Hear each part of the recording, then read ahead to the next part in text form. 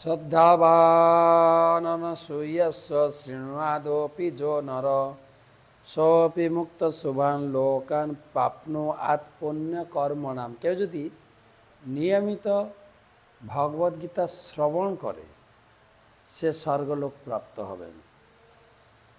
ত্রয়োবিংশতি শ্লোক, ষোড়শ অধ্যায়। এই অধ্যায়ের শেষ পর্বে আমরা পৌঁছে গেছি।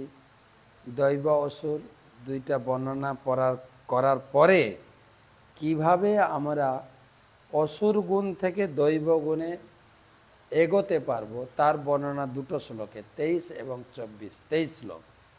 য শাস্ত্রবিধি উৎসৃজ্য বর্ততে কামকারতঃ ন স সিদ্ধিম অবাপ্নতি ন সুখম ন পরাম গতিম।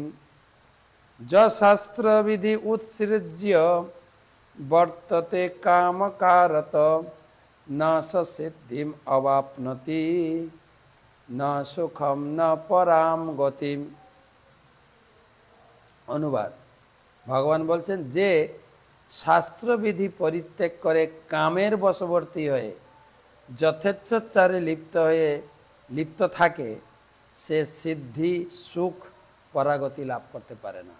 অর্থাৎ আমাদের ভিতরে যে অসুর গুণাবলী আছে তার থেকে মুক্ত হওয়ার একটি পন্থা, শাস্ত্র অনুযায়ী তোমার জীবনকে পরিচালিত করো।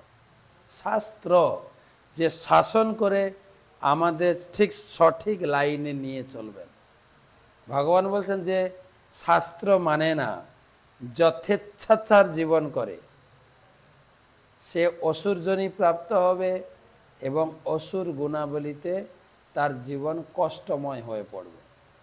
তাই শাস্ত্রের মার্গে গীতা, ভাগবতম, চৈতন্য চরিতামৃত, এই তিনটা শাস্ত্রের মানদণ্ড শিক্ষা। মহাপ্রভু কলিযুগে ভক্তির জন্য ধর্মের জন্য তিনটা কাজ করতে বলেছেন।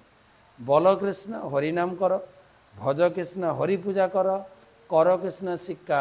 হরিশাস্ত্র নিয়মিত পড়ো, হরিশাস্ত্রের নিয়ম অনুযায়ী, মার্গ অনুযায়ী তোমার নিজের জীবনকে পরিচালিত করো। তাহলে তোমার জীবন শুদ্ধ হবে, ঊর্ধ্বগতি লাভ হবে।